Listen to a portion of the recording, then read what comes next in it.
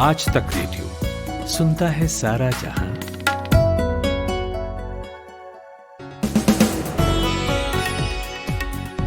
आज तक रेडियो पर शाम का न्यूज एनालिसिस दिन भर लेकर मैं हाजिर हूं। मेरा नाम है कुलदीप मिश्र। 2 किसान संगठनों ने किसानों के प्रोटेस्ट से खुद को अलग कर लिया है। कल जो हंगामा हुआ उस मामले में 22 FIR दर्ज हो चुकी हैं। राकेश टिकैत और योगेंद्र यादव भी नामजद हुए हैं। तमिलनाडु में जयललिता की करीबी रही शशिकला अपनी सजा काटकर जेल से बाहर आ गई हैं। चुनाव से पहले क्या तमिलनाडु की पॉलिटिक्स में वो खुद को एक प्लेयर साबित कर पाएंगी, क्योंकि टाइम बहुत कम है। इस पर बात करेंगे और देश की उस बदनाम झुग्गी बस्ती की कहानी होगी जो एक बहुत मुश्किल जंग लगभग जीतने के कगार पर है। देश की तमाम झुग्गियों बस्तियों के लिए एक मिसाल हो सकती है। और आखिर में बात करेंगे गूगल क्रोम पर आ रही एक नई तकनीक की जो आपकी प्राइवेसी का सम्मान करेगी। थोड़ा ही सही, ज़्यादा नहीं। एब्सोल्यूट प्राइवेसी तो अब कुछ नहीं बची है। इसके बारे में समझेंगे, लेकिन इसके पहले हेडलाइंस। दिल्ली में ट्रैक्टर परेड के दौरान हुई हिंसा से नाराज राष्ट्रीय किसान मजदूर संगठन और भारतीय किसान यूनियन ने ऐलान किया है कि वो आंदोलन से अलग हो रहे हैं। उधर दिल्ली पुलिस ने इस मामले को लेकर 22 FIR दर्ज किए हैं और 200 उपद्रवियों को हिरासत में लिया है। प्रधानमंत्री नरेंद्र मोदी की अगुवाई में आज केंद्रीय कैबिनेट की बैठक हुई। सरकार ने कोपरा यानी सूखे नारियल की खेती करने वाले किसानों की MSP में 375 रुपये प्रति क्विंटल की बढ़ोतरी की है। BCCI अध्यक्ष और पूर्व क्रिकेटर सौरव गांगुली की तबीयत आज एक बार फिर बिगड़ गई। उन्हें कोलकाता के अपोलो हॉस्पिटल में एडमिट कराया गया है। AIADMK की पूर्व महासचिव शशिकला जेल से छूट गई हैं। हालांकि कोरोना वायरस से संक्रमित होने के चलते शशिकला अभी अस्पताल में भर्ती हैं। पॉक्सो के एक मामले में आरोपी को बॉम्बे हाईकोर्ट से बरी किए जाने के मामले में सुप्रीम कोर्ट ने स्वतः संज्ञान लिया है। CJI SA बोबड़े ने कहा है कि हम हाईकोर्ट से डिटेल्ड जानकारी हासिल करेंगे। जैनेट येलेन अमेरिका के वित्त मंत्री बन गई हैं। वह अमेरिका के इतिहास की पहली महिला वित्त मंत्री हैं।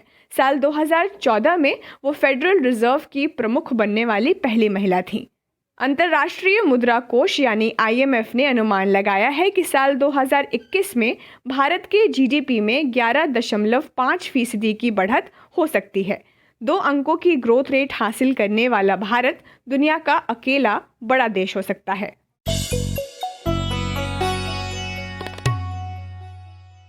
आज तक रेडियो पर दिन भर सुन रहे हैं आप। मेरा नाम है कुलदीप मिश्र। एक लड़का है विष्णु सोलंकी।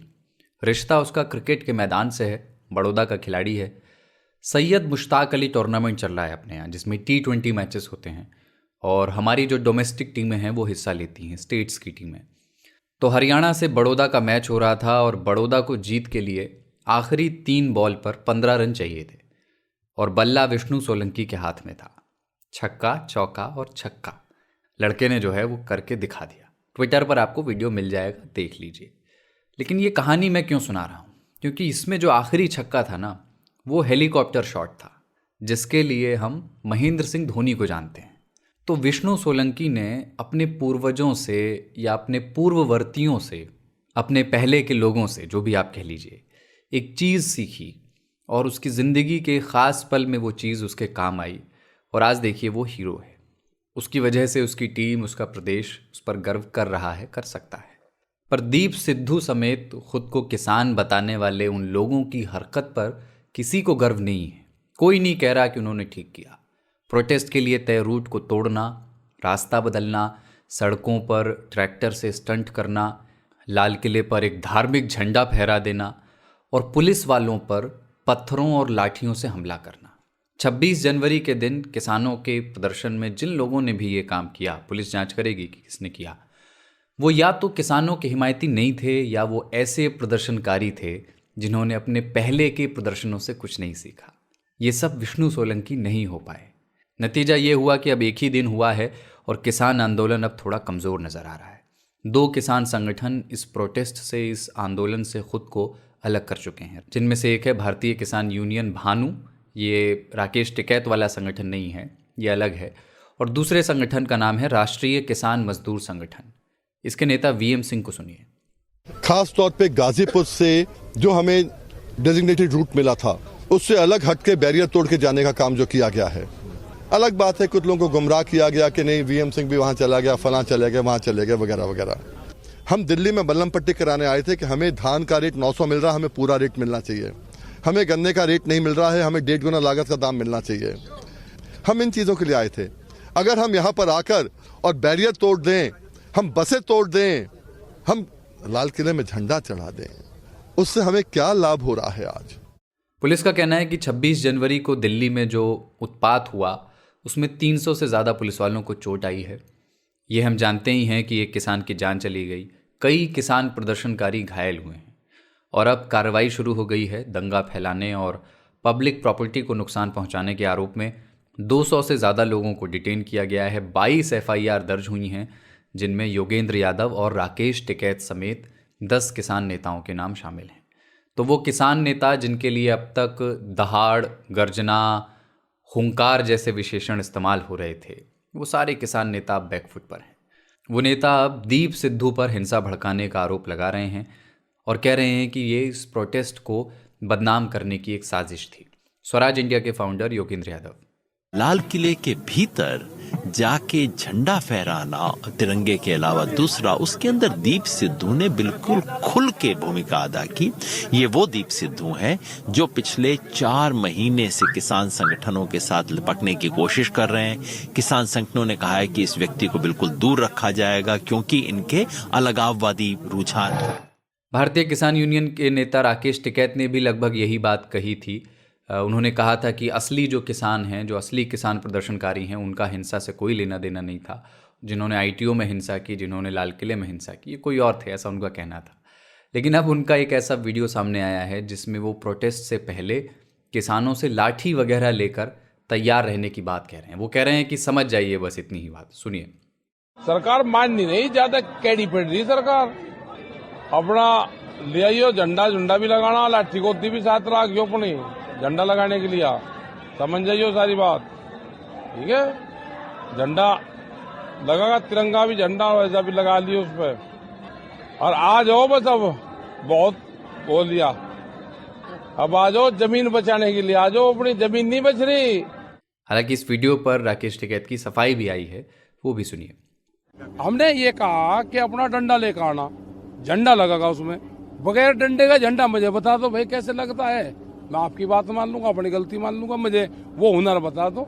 अरे जब तिरंगा झंडा कभी जीवन में पकड़ा ही नहीं किसी ने, वो बता रही बात। अब बात ये हो रही है कि अब इस किसान प्रोटेस्ट का भविष्य क्या होगा। सरकार की ओर से सूचना प्रसारण मंत्री प्रकाश जावड़ेकर ने संकेत दिए हैं कि बवाल के बाद भी सरकार ने फिलहाल बातचीत का रास्ता बंद करने का फैसला नहीं किया है। कुछ जानकार ये कह रहे हैं कि हो सकता है कि किसान अब कुछ कम पर राजी हो जाएं। अच्छा है सरकार के लिए भी कि प्रदर्शन खत्म होंगे। दिल्ली पुलिस ने प्रेस कॉन्फ्रेंस की आज और आगे का रोड मैप बताया। हमने बात की वहां मौजूद आज तक रेडियो रिपोर्टर तंसीम हैदर से। पुलिस की जो IT सेल है, जो साइबर सेल है, वो तमाम CCTV फुटेजेस, जो मोबाइल की फुटेजेस हैं, सोशल मीडिया की फुटेजेस हैं, फेसबुक ट्विटर की फुटेजेस हैं, जो कल के जो रैली थी, जो उसके बाद उत्पात हुआ, उससे जुड़ी हुई फुटेज हैं, उन सारी फुटेजेस का एनालिसिस कर रही है और उनके आधार पे ये FIR दर्ज की जा रही हैं। दिल्ली पुलिस ने फिलहाल 22 FIR दर्ज की हैं, जिसमें दिल्ली के अलग अलग इलाकों में, ईस्ट दिल्ली में, आउटर दिल्ली में, नॉर्थ दिल्ली में और न्यू दिल्ली में अलग अलग जगहों पे FIR दर्ज की गई हैं। जो मुख्य FIR हैं इनमें से वो FIR दर्ज हुई है गाजीपुर में, जिसमें कई बड़े नेताओं के नाम हैं। करीब 26 बड़े नेता हैं, जिसमें योगेंद्र यादव शामिल हैं, दर्शन सिंह शामिल हैं। इन सब नेताओं के नाम शामिल हैं। उनकी कई वीडियो भी सामने आए थे जिसमें इन्होंने वादा खिलाफी, यानी उन्होंने वादा किया था कि हम इस रूट पे लेके जाएंगे, और अपना रूट बदल के इन्होंने किसानों को ITO या लाल किले तक जाने दिया उस रैली को। तो उनकी जिम्मेदारी तय की जा रही है, उनका FIR में नाम लिखा गया है। FIR में जो सेक्शंस हैं वो बेहद संगीन है। Criminal conspiracy, attempt to murder, लूट, डकैती, बलवा फैलाना, दंगा फैलाना, ऐसी धाराएं उसमें शामिल हैं। तो इन तमाम नेताओं के खिलाफ 300 लोग इसमें हिरासत में लिए गए थे। 200 लोगों को उनमें से गिरफ्तार दिखाया गया है और अभी और भी चेहरे आइडेंटिफाई किए जा रहे हैं लोगों के मोबाइल वीडियो, सीसीटीवी फुटेजेस के आधार पर, जिसके बाद पुलिस और भी इसमें एफआईआर दर्ज करेगी और भी गिरफ्तारियां कर सकती है। यहाँ तक आगे की बात का सवाल है। अब इन्वेस्टिगेशन चूंकि शुरू होगा और इन लोगों को उसमें शामिल किया गया एफआईआर में, तो जो नेता जिनके नाम आए हैं उनसे भी दिल्ली पुलिस के ऑफिसर्स जो हैं वो पूछताछ करेंगे, उनसे पूछताछ की जाएगी और जो लोग किस तरह लोग घुस आए, किस तरह उत्पात हुआ, किन लोगों ने उकसाया या कुछ बाहरी तत्व, शरारती तत्व इस रैली में शामिल हो गए जिन्होंने ये उपद्रव किया, तो ये सारी चीजें the matter of investigation Delhi police का होंगी। तंसीम, हम जानते हैं कि 22 एफआईआर हुई है, पर क्या दिल्ली पुलिस दीप सिद्धू, लखा सिधाना, इनके नाम बार बार सामने आ रहे हैं किसान नेताओं की ओर से भी, उन पर भी कार्रवाई के बारे में कोई संकेत अभी तक मिला है? उन पर भी एफआईआर होने जा रही है कि नहीं? दीप सिद्धू के जितने भी वीडियोज हैं उनका एनालिसिस किया जा रहा है। अभी तक उसका दीप सिद्धू को नामजद एफआईआर नहीं की गई है। दिल्ली पुलिस के अफसरों का कहना है कि हमने चूंकि कई एफआईआर अज्ञात लोगों के खिलाफ की है तो जरूरत पड़ने पर वो नाम शामिल किया जाएगा, लेकिन वो अभी अंडर इन्वेस्टिगेशन है। बहुत जल्द ही उस मामले में भी एफआईआर की जाएगी और उनके जो वीडियोज हैं, उनकी प्रेजेंस है और उनके जो मोबाइल रिकॉर्ड्स हैं, वो सारी चीजें दिल्ली पुलिस ट्रैक कर रही है। ये थे आज तक रेडियो रिपोर्टर तंसीम हैदर। एक बैठक दूसरे खेमे में भी हुई, किसानों के खेमे में। कल हुई हिंसा के मुद्दे और आगे आंदोलन की दिशा तय करने के लिए सिंघू बॉर्डर पर किसान नेताओं की आज मीटिंग हो रही है। अभी जब हम ये रिकॉर्ड कर रहे हैं तब तक मीटिंग चल रही है। इस मीटिंग को आज तक रेडियो रिपोर्टर मौसमी सिंह कवर करने वहाँ पहुँची हैं। हमने उनसे बात की और पूछा कि क्या बातें सामने आने के आसार दिख रहे हैं, किसानों का रुख, रुझान, किसान नेताओं का रुझान कैसा है। अभी बैठक संयुक्त किसान मोर्चा की चल रही है और लगातार कई घंटे हो गए हैं। सभी किसान नेता जो इस संगठन का हिस्सा है, इस मोर्चे का हिस्सा है, वो यहाँ पे मौजूद है। सिंघू बॉर्डर पर भी हमने देखा कि तमाम जो किसान हैं वो जहाँ बैठक चल रही है वहाँ पे आके पूछ रहे हैं कि आगे किस तरह से क्या करना है, क्या रुख रहेगा। आंदोलन जैसा है वैसा चल रहा है, पर भीतर खाने में एक निराशा जरूर है, क्योंकि लगातार जिस तरह से इस आंदोलन की सराहना हो रही थी कि ये इंसानियत की जीत है, संघर्ष की जीत है, सहनशीलता की जीत है, उसको लेके किसानों मन में भी आज सवालिया निशान है। और सभी किसान नेता जो इस संगठन का हिस्सा है, इस मोर्चे का हिस्सा है, पहले ही कह दिया था कि ये जो फ्रंट पे हिंसा हमें देखने को मिली वो संयुक्त किसान मोर्चा के किसी भी नेता या किसी भी किसान ने नहीं की। ये कुछ ऐसे दल थे जो पूरा षड्यंत्र के तहत उन्होंने, चाहे वो संयुक्त संघर्ष मजदूर समिति हो या कुछ और लोग थे जिन्होंने षड्यंत्र के तहत बदनाम करने के लिए पूरे आंदोलन को इस तरह से झंडा फहराया लाल किले पे। तो बहरहाल दिखना होगा क्या रुख रहता है, क्योंकि दिल्ली पुलिस की सख्त कार्रवाई के बाद किसान नेताओं को भी आगे जवाब देना होगा। 1 तारीख को उन्होंने अपना अलग एक मार्च था उनका संसद तक, ये सूत्रों के हवाले से खबर मिल रही है कि शायद उस मार्च को भी वो लोग निरस्त करेंगे, रद्द करेंगे। तो देखना होगा कि आगे क्या रुख इख्तियार करते हैं अपने प्रेस वार्ता में। आज तक रेडियो, आजतक.in/रेडियो, ये हमारा पता है, लेकिन हम आपके पसंदीदा ऑडियो प्लेटफॉर्म्स पर भी हैं। Google podcast, Apple podcast, Spotify, Jio Saavn जैसे ठिकानों पर भी आप हमें सुन सकते हैं। और अगर YouTube आपकी पसंदीदा जगह है तो वहां पर भी हमें सब्सक्राइब कीजिए। आज तक रेडियो, सुनता है सारा जहां। और अगली वो खबर जिसके हर पहलू पर बात करेंगे वो खबर है तमिलनाडु से। करीब 4 महीने बाद वहाँ चुनाव होने हैं और उससे पहले ऐसा लगता है कि एक नया खिलाड़ी, जो कि पुराना खिलाड़ी है दरअसल, वो मैदान में आ गया है। जयललिता की करीबी वी.के. शशिकला 4 साल बाद जेल से रिहा हो गई हैं। आय से ज़्यादा संपत्ति के मामले में वो जेल भेजी गई थी। हालांकि अभी वो बेंगलुरु के एक अस्पताल में एडमिट हैं क्योंकि कोरोना इन्फेक्शन उन्हें हो गया था, तो थोड़ा और समय अभी उन्हें है चेन्नई पहुंचने में। लेकिन अब तमिलनाडु की राजनीति में काफ़ी बदलाव हो गया है। जयललिता की मौत के बाद जिसको शशिकला ने चीफ मिनिस्टर चुना था, ई पलानीस्वामी, उन्होंने अब हाथ मिला लिया है पनीर सेल्वम से, जिन्हें शशिकला ने धोखेबाज कहा था और पार्टी से निकाल दिया था। तो ऐसे हालात में जब वो चेन्नई पहुंचेंगी और देखेंगी कि 4 महीने बाद चुनाव हैं, तो क्या इस इलेक्शन में उनके पास कुछ ऑप्शंस होंगे कि वो अपना पॉलिटिकल रेलेवेंस बना कर रख सकें? देखिए, काफी मुश्किल लगता है अपना वर्चस्व बनाना इस इलेक्शन में, लेकिन अभी माहौल तैयार हो ही रहा है चुनाव का और 4 महीने बाकी हैं। काफी सारे राजनीतिक समीकरण अभी भी बन रहे हैं, तो उनको राइट ऑफ करना अभी मुश्किल होगा। लेकिन ये भी मुश्किल लगता है कि कोई काफी उनका हेवी इन्फ्लुएंस इस चुनाव में रहेगा, क्योंकि अगर आप देखें तो 19 के जो पार्लियामेंट्री इलेक्शन थे उसमें उनके भतीजे की पार्टी जो AMMK है, अम्मा मक्कल मुन्नेत्र कळगम, वो जो ADMK से बिछड़ के बनी थी, उसको करीब 5.5% वोट मिले थे। और एक काफी जातीय पार्टी है उनकी, वो अपने जो सामाजिक आधार पर ही बेस करके वो राजनीति ज्यादातर करते आ रहे हैं, तो मुझे नहीं लगता कि उस वोट शेयर से काफी अधिक उनको मिलने की संभावना है। क्या ये भी एक पॉसिबिलिटी है कि AIADMK में भी उनकी वापसी की कोशिशें उनकी तरफ से हो सकती हैं, मतलब नेगोशिएशंस हो सकते हैं? जैसे कुछ लोगों ने ये बात चलाई है कि हो सकता है कि तीनों नेताओं E पलानीस्वामी, पनीर सेल्वम और शशिकला में ऐसी एक डील हो जाए जिसमें पार्टी संगठन शशिकला को मिल जाए और सरकार बाकी दोनों नेता मिलकर के चलाएं। इसके आसार लगते हैं आपको? संभावना बिल्कुल ना के बराबर मैं देखता हूँ।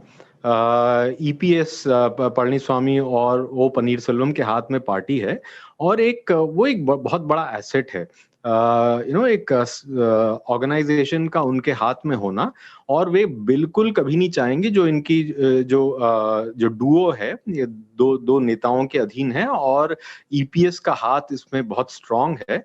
मुझे नहीं लगता कि वो शशिकला को वापस पार्टी में आने देंगे और अपने खुद के पावर को डाइल्यूट करना चाहेंगे। एक और चीज़ कि क्या शशिकला का अपना जनाधार है तमिलनाडु में, क्योंकि वो हमेशा जयललिता की छाया में रही हैं और वो खुद को उनका सहज वारिस मानती रही हैं, और इत्तेफाक है कि आज ही के दिन मुख्यमंत्री ने जयललिता के एक ग्रैंड मेमोरियल का उद्घाटन किया, तो उस विरासत की भी लड़ाई है। तो क्या शशिकला का अपना कोई जनाधार है?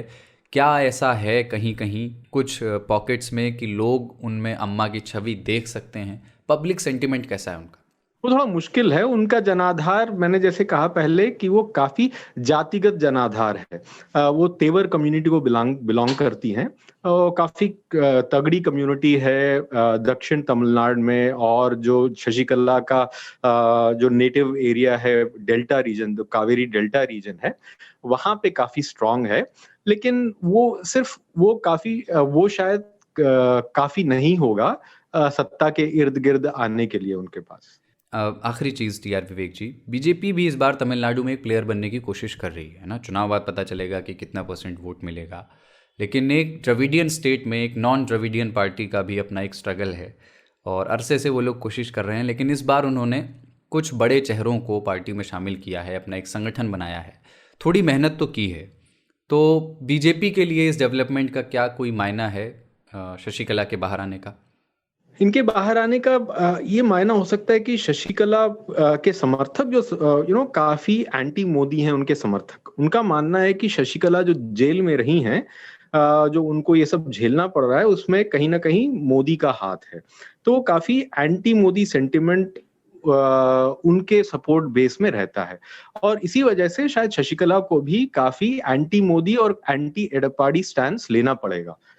तो अगर वो लेती हैं तो जो एंटी मोदी जो वोट है वो काफी स्ट्रांग है तमिलनाडु में, वो नकार नहीं सकते हैं। तो वो शायद कहीं ना कहीं उसमें DMK और स्टालिन को इसमें दिक्कत हो सकती है कि जो एंटी मोदी वोट उनके पास भी थोड़ा बिखर जाए तो दिक्कत हो सकती है उनको। ये थे सीनियर जर्नलिस्ट TR विवेक। और एक कहानी, अपने आज तक रेडियो वाले नितिन ठाकुर होते तो कहते कि स्टोरी ऑफ होप, उम्मीद की कहानी। एक झुग्गी बस्ती जो अब तक बुरे कारणों से चर्चा में, खबरों में रही कि सैनिटेशन नहीं है, वहाँ सुविधाएं नहीं है, ख़राब ज़िंदगी लोग जी रहे हैं, लेकिन वो बस्ती अब एक मायने में मिसाल बन गई है।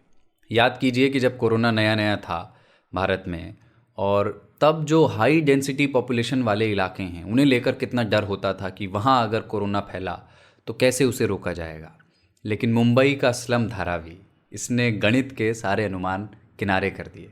पिछले साल 1 अप्रैल को वहाँ पहला केस सामने आया था, केस बढ़े भी लेकिन फिर कोरोना से इस लड़ाई में ये धारावी एक नए धारावी के रूप में नजर आया। किस बिना पर मैं ये कह रहा हूँ? मैंने बात की हमारे आज तक रेडियो के साथी अमन गुप्ता से, जिन्होंने ये स्टोरी फॉलो की है। कुलदीप, पहले तो धारावी का इलाका आप समझिए कि 2.5 स्क्वायर किलोमीटर का है और 8.5 लाख लोगों की आबादी रहती है। 1 अप्रैल 2020 वो तारीख थी जब कोरोना का पहला केस आया था।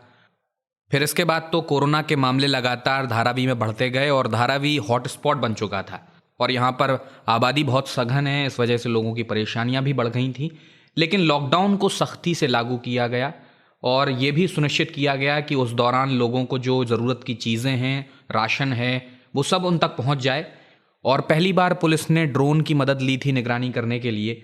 बीएमसी ने भी रेड जोन एरिया बनाए थे और 4T के मॉडल पर काम किया गया। 4T यानी ट्रेसिंग, ट्रैकिंग, टेस्टिंग और ट्रीटिंग। ये मॉडल सक्सेसफुल होता नज़र आया। डोर टू डोर लोगों की स्क्रीनिंग की गई, प्राइवेट क्लिनिक्स की मदद ली गई ताकि जल्द से जल्द संक्रमितों को कोविड वार्ड में शिफ्ट किया जा सके, आइसोलेट किया जा सके। और फिर धीरे धीरे धारावी कोरोना से जंग जीतने में कामयाब रहा और धारावी के लोग अब तो ये कहते हैं कुलदीप कि धारावी बैक टू नॉर्मल वाली कंडीशन में आ गया है। अमन, ये बताइए कि ये जो चेंजेस आए, ये जो बदलाव आए, इसमें लोगों की भूमिका क्या रही और सरकार की भूमिका क्या रही? दोनों की भूमिका के बिना ये संभव नहीं था। देखिए, सरकार की जिम्मेदारी तो बनती ही है, लेकिन अगर आम आदमी इसमें सहयोग ना करता तो शायद ये लड़ाई नहीं जीती जा सकती थी। तो उस वक्त एक तरह से डॉक्टर्स, पुलिस और यहाँ तक कि सफाई कर्मियों की टीम हमेशा वहाँ मौजूद रहती थी। पुलिस वाले कोई रियायत नहीं बरत रहे थे, लगातार चालान हो रहे थे। जो लोग मास्क नहीं लगाते थे उनका चालान काटा जाता था। और धारावी के लोगों का ये भी कहना है कुलदीप कि कोरोना की वजह से यहाँ पर दिन में 2 बार सफाई होने लगी है और निश्चित रूप से लोगों की भी इसमें खासी भागीदारी रही। आज यहाँ हर नुक्कड़ पर डस्टबिन देखे जा सकते हैं, टॉयलेट्स यहाँ क्लीन रहते हैं। इसके अलावा तमाम NGO हैं, उन्होंने भी काम किया है लोगों के व्यवहारिक बदलाव के लिए, जागरूकता के लिए, और कहीं ना कहीं इसी वजह से ये तस्वीर बदली हुई नज़र आती है। अमन, अब वहाँ साफ़ सफाई को लेकर के लोगों में क्या कोई प्रैक्टिकल बदलाव दिखता है? मतलब पर्सनल हाइजीन को लेकर के क्या लोगों की आदतों में कोई बदलाव दिखता है? तो कुलदीप, धारावी की स्थिति कुछ ऐसी है कि लोगों के घर में टॉयलेट नहीं है, बाहर हैं टॉयलेट और लंबी कतार में कई सारे टॉयलेट हैं। एक रिपोर्ट आई थी, उसमें यह भी जिक्र किया गया था कि धारावी में इतने टॉयलेट हैं कि एक टॉयलेट का इस्तेमाल 190 लोग औसतन करते हैं। और कोरोना के पहले स्थिति कुछ ऐसी थी कि इन टॉयलेट्स की साफ़ सफाई नहीं होती थी, बेहद ख़राब स्थिति थी। लोगों को खुले में शौच करने जाना पड़ता था क्योंकि टॉयलेट्स बेहतर स्थिति में नहीं थे। लेकिन अब टॉयलेट्स क्लीन हैं, लोग हाथ धोने लगे हैं, पर्सनल हाइजीन का वे ख्याल करने लगे हैं और अब कचरे को प्रॉपर डिस्पोज करते हैं। यहाँ एक भी जगह कूड़े का ढेर अब देखने को नहीं मिलता है। हालांकि मैं यहाँ एक बात और जोड़ना चाहूँगा कि कई लोगों की नौकरियाँ चली गई हैं। जिन्हें नौकरियों के लिए बुलाया जाता है उन्हें इस बात को लेकर रिजेक्ट कर दिया जाता है कि वो धारावी से हैं, क्योंकि धारावी में कोरोना के मामले बहुत आए थे, कोरोना अभी ख़त्म नहीं हुआ है, तो लोगों को कहीं ना कहीं ये डर बना रहता है। और धारावी के लोग कहते भी हैं कि कोरोना के बाद से धारावी की छवि ख़राब हो गई है और उन्हें काम नहीं मिल पा रहा है। तो कुल मिलाकर बात यह है कि लोग समझ रहे हैं तो धारावी की तस्वीर बदल ज़रूर रही है, लेकिन अभी बहुत से डेवलपमेंट होने बाकी हैं। लेकिन जो बदलाव कोरोना के बाद देखने को मिले हैं उन्हें देखकर ये ज़रूर कहा जा सकता है कि एक नया धारावी देखने को मिल रहा है। ये थे हमारे आज तक रेडियो के साथी अमन गुप्ता।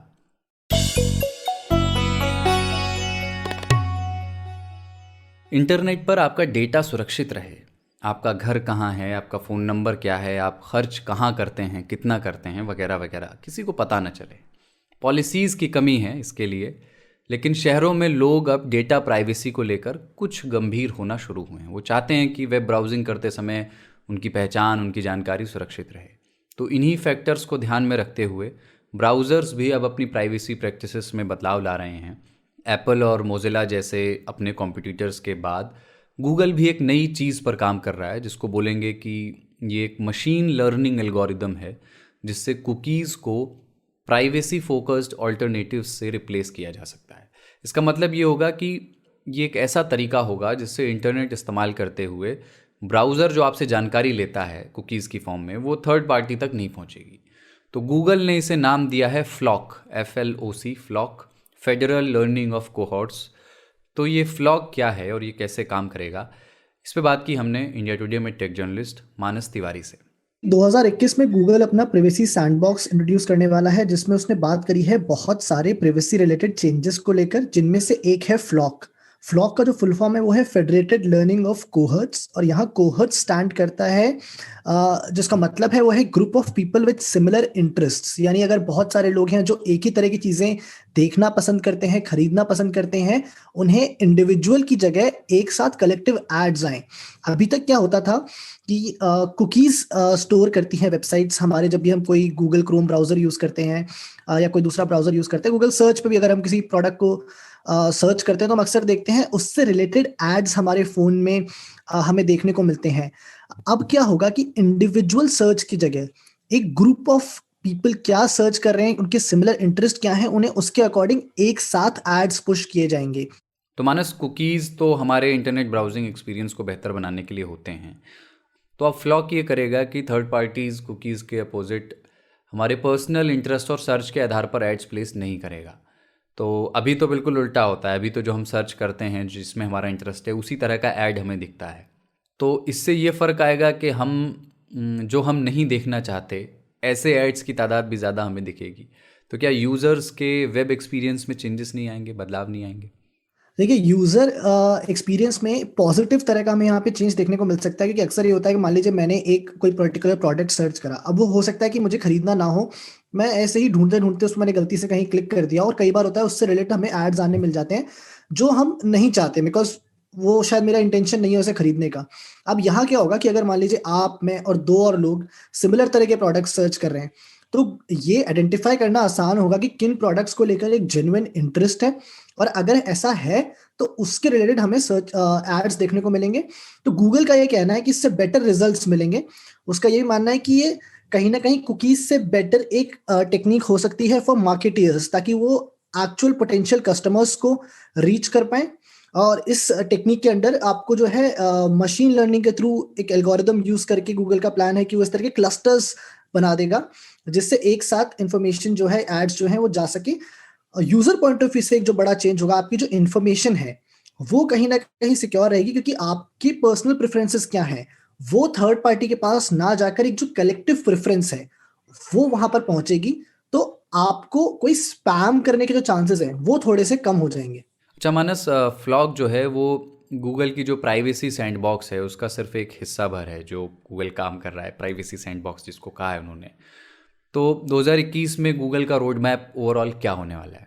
तो फ्लॉक जो है वो जैसा मैंने पहले भी कहा, वो गूगल के प्राइवेसी सैंडबॉक्स का सिर्फ एक पार्ट है। बहुत सारे बड़े चेंजेस इस साल आ सकते हैं। उसमें सबसे ज्यादा फोकस रहने वाला है क्रोम, जो गूगल का अपना ब्राउजर है, उसको लेकर गूगल ने काफी कुछ इस साल बदलाव जो है प्लान करे। इनफैक्ट एक नया अपडेट हमें मार्च या अप्रैल में देखने को मिलेगा गूगल क्रोम का, जिसमें शायद पहली बार कुकीज को फ्लॉक से रिप्लेस भी किया जाए, उसका एक ट्रायल किया जाए, देखा जाए और उसके अकॉर्डिंग उसमें चेंजेस किए जाएं। और कोशिश यहाँ पर जो है वो ये है कि बेटर प्राइवेसी लोगों को दी जाए, साथ साथ एक बैलेंस बनाया जाए एडवर्टाइजर्स क्या चाहते हैं, गूगल क्या चाहता है और यूजर्स क्या चाहता है उसके बीच में। क्योंकि देखिए, at the end of the day Google भी एक कंपनी है, उसे भी अपने आप को मोनेटाइज करना है। जो एडवर्टाइजर्स हैं अगर वो इन्वेस्ट कर रहे हैं तो वो भी चाहते हैं कि उन्हें भी किस तरह का रिटर्न्स मिले, बट ये भी ध्यान में रखना है कि इस सब की वजह से यूजर का एक्सपीरियंस ना खराब हो, उसका इंफॉर्मेशन सिक्योर रहे और साथ साथ उसे स्पैम भी ना किया जाए। एड्स के नाम पर ऐसा ना हो कि आप कोई भी वेबसाइट खोले और आपको हर पोस्ट के बाद एक ऐड देखने को मिले, हर 5 पोस्ट के बाद 5 ऐड हो गए, तो उससे आपका एक्सपीरियंस भी कहीं ना कहीं इफेक्ट होता है। तो इसी पर इस प्राइवेसी सैंडबॉक्स के थ्रू जो है गूगल फोकस करने वाला है। इसके अलावा उसने बात ये भी करी है कि एंटी फिंगरप्रिंट रिलेटेड कुछ अपडेट्स को लेकर आ सकता है, कुछ एंटी फ्रॉड, यानी जो इंस्टेड ऑफ की कई बार ऐसा होता है कि एक जेन्युइन कस्टमर की जगह कोई ऐसे ही फ्रॉडुलेंट लोग होते हैं जो सिर्फ क्लिकबेट के थ्रू या क्लिक्स के लिए वेबसाइट्स पे चले जाते हैं, तो उनको कैसे आइडेंटिफाई किया जाए और देखा जाए कि जेन्युइन यूजर कौन है और कौन से लोग हैं जो फ्रॉडुलेंट एक्टिविटीज में इन्वॉल्व है, उसमें डिफरेंशिएट कर अकॉर्डिंगली और ज्यादा एड्स को पुश किया जा सके, उस पर भी थोड़ा सा ध्यान रहने वाला है। ये थे इंडिया टुडे में टेक जर्नलिस्ट मानस तिवारी। दिन भर में आज इतना ही। इसे प्रोड्यूस किया अमन गुप्ता ने। कल सुबह AKD लेकर वही आएंगे। AKD मतलब आज का दिन, हम लोग इसके शॉर्ट फॉर्म AKD बोलते हैं, दिन भर को DB बोलते हैं। आपको भी सुविधा हो तो आप भी ऐसे बोल सकते हैं। लेकिन उसके पहले एक ईमेल आज लेंगे विजयेंद्र प्रताप सिंह का। उन्होंने लालगंज प्रतापगढ़ उत्तर प्रदेश से लिखा है कि 27 तारीख को आज का दिन में ये कहा गया था कि हिंसा की किसी को भनक नहीं थी। ये तथ्य बिल्कुल भ्रामक है क्योंकि हिंसा की आशंका पहले से थी। आप लगातार किसानों के पक्ष की खबरें दिखा रहे हैं, जबकि इन तथाकथित किसानों की मंशा पर आपने एक भी खबर नहीं दिखाई है। कृषि कानूनों के फ़ायदे क्या हैं, इस पर भी आपने कुछ नहीं दिखाया है। विजेंद्र जी, पहले तो शुक्रिया चिट्ठी के लिए और शुक्रिया आपकी शिकायतों के लिए। कभी कभी सुनने से ऐसा भ्रम हो सकता है, लेकिन यकीन करें कि आज तक रेडियो पत्रकारिता के निष्पक्ष सिद्धांतों में यकीन रखता है। हम किसी के भी पक्ष या विरोध में नहीं हैं, लेकिन हम हर किसी का पक्ष सामने रखने के हिमायती ज़रूर हैं। तो हमारे यहाँ जो लोग एनालिसिस करते हैं उनमें बहुत सारे गेस्ट एनालिस्ट भी होते हैं। कभी कभी हो सकता है कि वो एक विचार का पुट भी साथ लेकर के आ जाएं। कई बार वही उनकी ताकत होती है, इसी वजह से उन्हें पसंद भी किया जाता है। लेकिन ज़रूरी नहीं है कि आज तक रेडियो हर बार उनसे सहमत हो। हमारा काम सिर्फ डिफरेंट ओपिनियंस, डिफरेंट पर्सपेक्टिव्स को, अलग अलग दृष्टिकोणों को आपके सामने रखना है। लेकिन विजेंद्र जी, आपकी ये बात सही नहीं है कि हमने एक तरफ की खबरें ही दिखाई हैं। हमने कई बार कृषि कानूनों के फ़ायदे और नुकसान दोनों जो दलीलें हैं, वो जो बहस है, उसको सामने रखा है। बल्कि एक बार मैंने ही 2 बड़े अर्थशास्त्रियों अरविंद पनगढ़िया और अभिजीत बनर्जी की अंग्रेज़ी में हुई एक बहस का हिंदी सार आज तक रेडियो पर बताया था, जिसमें दोनों तरफ की दलीलें थीं। अब किसकी दलीलें भारी पड़ रही हैं, ये तय करना आपका काम है। लेकिन ये भरोसा रखें कि हम निष्पक्ष हैं, और ये अधिकार भी आप बनाए रखें कि बेहिचक ऐसी या किसी भी तरह की शिकायतें आप हमें लिख सकें। और विजेंद्र जी की तरह आप भी अगर कोई ईमेल हमें लिखना चाहते हैं, कोई फीडबैक, कोई सवाल, तो आप हमें ईमेल कर सकते हैं radio@aajtak.com पर। यह हमारा ईमेल आईडी है। आज दिन भर में इतना ही। कुलदीप मिश्र मेरा नाम है।